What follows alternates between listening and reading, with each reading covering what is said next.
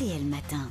On n'est pas forcément d'accord. 8h31, on n'est pas forcément d'accord ce matin avec Éric Zemmour. Bonjour Éric. Bonjour. Vous nous dites ce matin que Laurent Fabius a tout faux. Il n'était pas à Téhéran déjà. Et il n'a pas raté l'avion.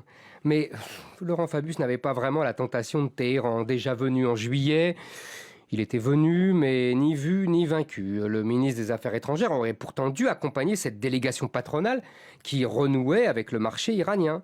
Et c'est Stéphane Le Foll qui l'a remplacé au pied levé. Mais qu'allait donc faire le porte-parole du gouvernement dans cette galère ?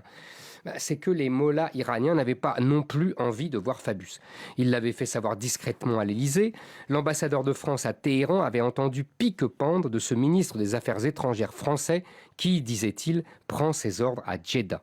À l'Élysée, on commence à avoir l'habitude. Fabius est devenu l'homme qui se trompe tout le temps. Il était contre le rapprochement avec l'Iran, contre le bombardement de Daesh en Syrie, contre la porte ouverte à Poutine sur l'Ukraine. À chaque fois, l'Élysée a contourné la résistance du Quai d'Orsay, l'a contredit, a envoyé un émissaire secret à Bachar el-Assad, a béni la délégation patronale à Téhéran, a pris langue avec Poutine, mais discrètement, pour ménager la susceptibilité de Fabius.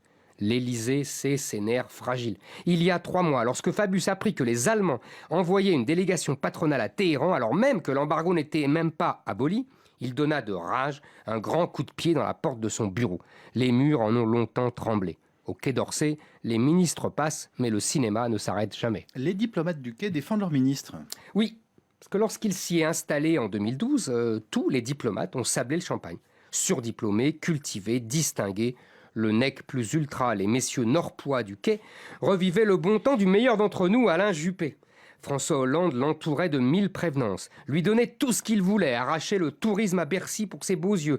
Il savait que dans son gouvernement d'apparatchiks et d'assistants parlementaires, Fabius était le seul expérimenté, le seul qui avait son bac, rit aujourd'hui les mauvais esprits. Longtemps, c'est Fabius qui avait regardé avec une commisération teintée de mépris les efforts d'Hollande, qu'il avait surnommé Monsieur Petite Blague ou Fraise des Bois, pour se pousser du col. La roue a tourné, la Fraise des Bois est devenu président à sa grande surprise. Au fil des mois, Fabius est devenu l'incarnation d'une diplomatie française schizophrène, qui décrète qu'Assad n'a pas le droit de vivre, que Poutine est un tyran, qu'Orban est la honte de l'Europe quand la Hongrie est la seule à remplir les obligations de Schengen en fermant sa frontière. Dans le même temps, le héros des droits de l'homme s'acoquine avec l'Arabie Saoudite et son régime médiéval où le bourreau fait des heures supplémentaires. Sur les réseaux sociaux, on montre Fabius assoupi dans les réunions officielles ou titubant comme un homme saoul.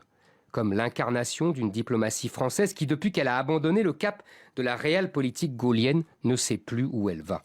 Mais où est donc passé le jeune et brillant Premier ministre que Mitterrand avait donné à la France ? C'était il y a 30 ans. C'était il y a 1000 ans.